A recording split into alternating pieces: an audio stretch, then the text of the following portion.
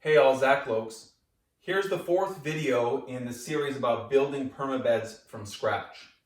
We understand that we are killing off the current ground cover with poly tarps and that we are looking at creating an open bare soil space that we can loosen by broad forks or shovels, and then double dig even further, mixing in compost and other amendments in order to improve the soil's texture, its porosity, so we have a balanced soil composition that includes 25% space for air and 25% space for water. Now it's time over here to build up a raised bed.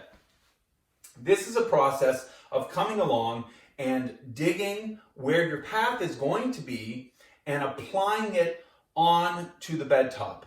Now, if you've burned off a section of garden that's say 5 feet by 15, or maybe it's 5 feet by 30, or maybe you're building it for more raised beds and you have an area that's maybe 30 feet by 50 or 100, you want to go to the edge where your grass line is, and you want to measure off with a tape measure the width of your bed. Now, I often build permabeds between 4 and 6 feet. 6 feet is the max for a larger commercial farm, and 4 feet is the minimum for a home or homestead. My permabeds are at 5.5 feet because I want something that I'm able to work with small tools and small walk behind tractors, but I'm also able to straddle it with a tractor in order to do large bulk harvests.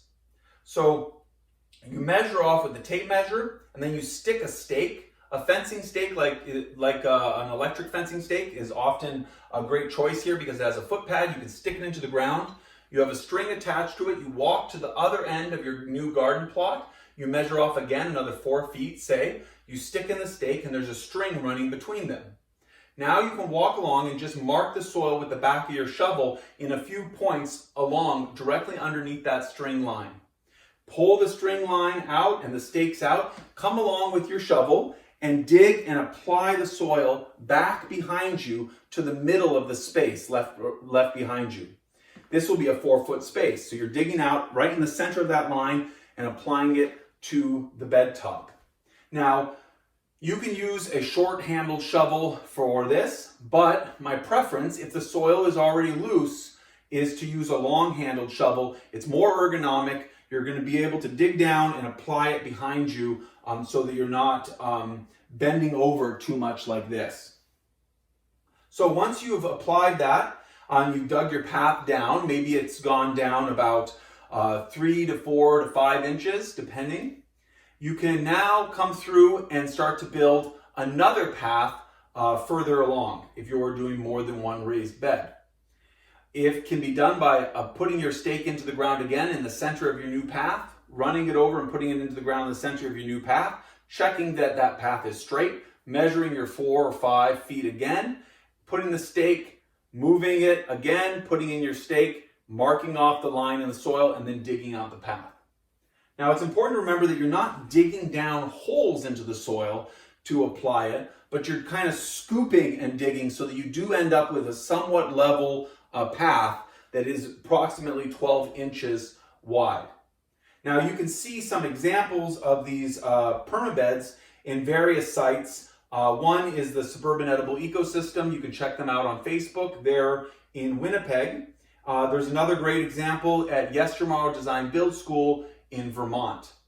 And of course, on the farm here, the example that I have is across multiple fields. I've built about 600 permabeds now throughout the farm. So depending on your goal, you want to create a nice raised mound of earth where you've applied soil from each side in order to create a raised bed that is between 8 and 12 inches, but you can make them even taller. At this point, you do have compost mixed in here from stage 3, and you also have a lot of porosity that's been built, although roughly constructed. But we always want to top dress with more compost, a finer compost, to put organic matter in the top surface. That's because if this was a soil profile, we have different horizons in the soil.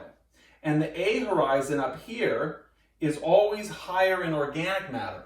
This is very seldom the case in most farmland today because of the constant tillage. It's always mixed in. So although we've mixed in organic matter in stage 3, By stage 4, we've committed to never destroying our permabed.